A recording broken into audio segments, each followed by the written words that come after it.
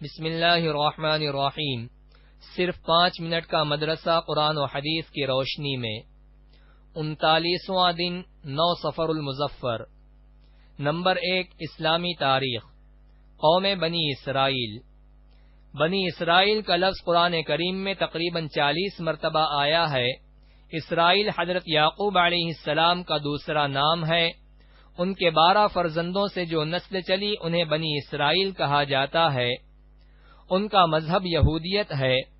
مذہبی و قومی اعتبار سے تاریخ میں ان کی بڑی اہمیت ہے۔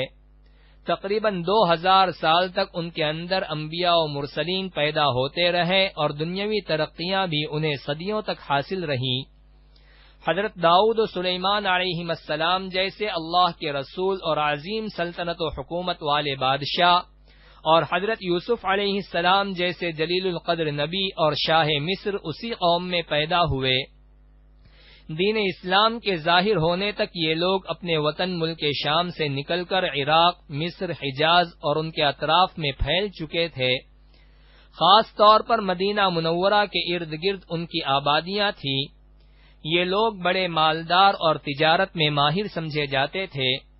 اللہ تعالی نے قرآن کریم میں بار بار ان پر اپنے خصوصی انعامات کا تذکرہ فرمایا ہے، ساتھ ہی ان کی بدعمالی، بدعہدی، مسلمانوں اور اللہ کے پیغمبروں کے ساتھ ان کی بدسلوکی اور دوسری بہت سی خرابیوں کا ذکر کیا ہے اور انہیں اپنی حالت درست کرنے کا حکم دیا ہے۔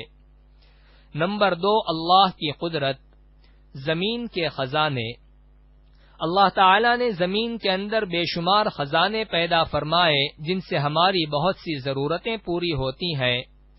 کہیں زمین سے مختلف قسم کے رنگ برنگی قیمتی پتھر نکلتے ہیں جن کو ہم اپنے گھروں میں استعمال کرتے ہیں، کہیں کوئلہ نکلتا ہے جو جلانے کے کام آتا ہے، اور کسی جگہ سے پیٹرول نکلتا ہے جس سے بڑی بڑی مشینیں، ہوائی جہاز، ریل گاڑی اور دوسری سواریاں چلائی جاتی ہیں، اور اسی زمین سے سونا چاندی بھی نکلتا ہے جن سے زیب و زینت کے لیے قیمتی زیور بنایا جاتا ہے، اور پھل فروٹ پیدا کیے جو انسانی جسم کو طاقت بخشتے ہیں۔ زمین کے اندر اتنے سارے خزانوں کا پیدا کرنے والا کون ہے؟ یقیناً یہ اللہ ہی کی ذات ہے۔ نمبر 3، ایک فرض کے بارے میں، جماعت سے نماز نہ پڑھنے پر وعید۔ حضرت عبداللہ بن عباس رضی اللہ عنہما سے کسی نے پوچھا کہ ایک شخص دن بھر روزہ رکھتا ہے اور رات بھر نفلیں پڑھتا ہے مگر جمعہ اور جماعت میں شریک نہیں ہوتا، اس کے متعلق کیا حکم ہے؟ انہوں نے فرمایا وہ شخص جہنمی ہے۔ نمبر 4، ایک سنت کے بارے میں، پانی پینے کا سنت طریقہ۔ حضرت ابو ہریرہ رضی اللہ عنہ بیان کرتے ہیں کہ رسول اللہ صلی اللہ علیہ وسلم 3 سانس میں پانی پیتے۔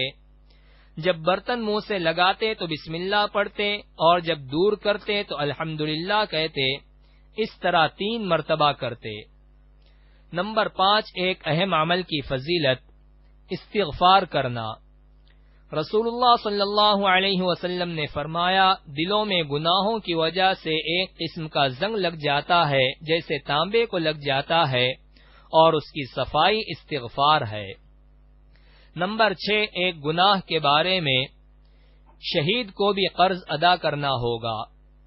رسول اللہ صلی اللہ علیہ وسلم نے فرمایا، اس ذات کی قسم جس کے قبضے میں محمد کی جان ہے، اگر کوئی شخص اللہ کی راہ میں مارا گیا پھر کچھ دیر زندہ رہا اور قرض نہ اتارا تو جنت میں داخل نہیں ہوگا جب تک کہ اپنا قرضہ نہ اتارے۔ نمبر 7، دنیا کے بارے میں، دنیا سے محبت آخرت کی بربادی۔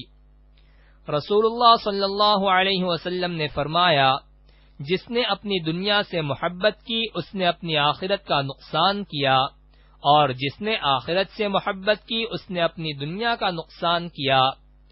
تو تم لوگ باقی رہنے والی یعنی آخرت کو ختم ہونے والی یعنی دنیا پر ترجیح دو۔ نمبر 8، آخرت کے بارے میں، اللہ کے ولی کی کامیابی۔ قرآن میں اللہ تعالی فرماتا ہے، سن لو، جو لوگ خدا کے دوست ہیں ان کو نہ کسی قسم کا خوف ہوگا اور نہ وہ غمگین ہوں گے۔ یہ وہ لوگ ہیں جو ایمان لائے اور گناہوں سے بچتے رہے، ان کے لیے دنیا اور آخرت کی زندگی میں خوشخبری ہے۔ نمبر 9، طب نبوی سے علاج، زہر اور جادو سے حفاظت۔ رسول اللہ صلی اللہ علیہ وسلم نے فرمایا، جو شخص صبح صبح بغیر کچھ کھائے پیے مدینے کی 7 اجوا کھجوریں استعمال کر لے، اس کو نہ تو اس دن زہر سے نقصان ہوگا اور نہ جادو کا اثر ہوگا۔ نمبر 10، قرآن کی نصیحت۔ قرآن میں اللہ تعالی فرماتا ہے، تم سب اللہ کی عبادت کرو، اس کے ساتھ کسی کو شریک نہ کرو، ماں باپ، رشتہ داروں، یتیموں، مسکینوں، قریبی پڑوسیوں اور دور کے پڑوسیوں، پاس بیٹھنے والوں، مسافروں اور جو لوگ تمہارے ماتحت ہوں، سب کے ساتھ حسن سلوک کرو۔